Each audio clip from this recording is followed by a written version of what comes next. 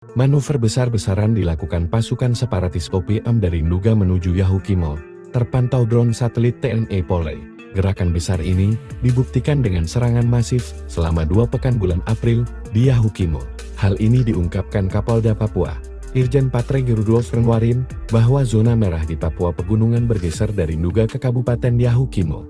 Hal itu terlihat dari 20 serangan yang menelan 40 korban warga sipil dan TNI, yakni terjadi di Distrik Anggerut, hingga pembantaian 16 penambang emas oleh KKB di Sungai Silet, Yahukimo.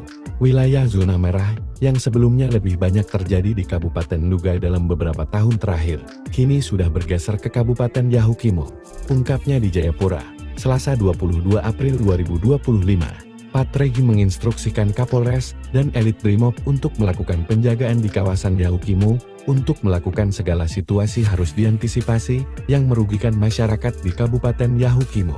Jenderal Intelijen ini menegaskan, Polri berkoordinasi dengan TNI yang selama ini menempatkan pasukan Kostrat di kawasan Yahukimo.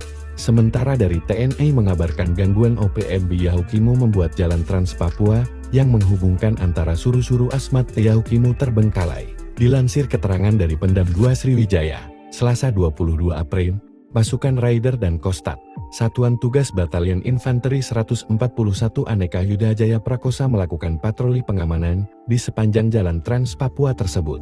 Kami berupaya menciptakan rasa aman bagi masyarakat dan pengguna jalan, meskipun jalan jarang dilalui dan kondisinya dipenuhi semak belukar, ujar Danpos Suru-Suru Latu Inf Sutrisno. Sementara itu, juru bicara OPM, Sepi Sambo menebar ancaman, Brigjen LQ Skobar akan terus melakukan serangan, lantaran adanya pengerahan pasukan TNI dan Polri di Yahukimo. Ia menyampaikan pesan kepada Presiden Prabowo Subianto untuk segera menghentikan pengiriman pasukan ke Papua, yang disebut mereka digunakan sebagai pendulang emas, tukang bangunan, atau pekerjaan lainnya.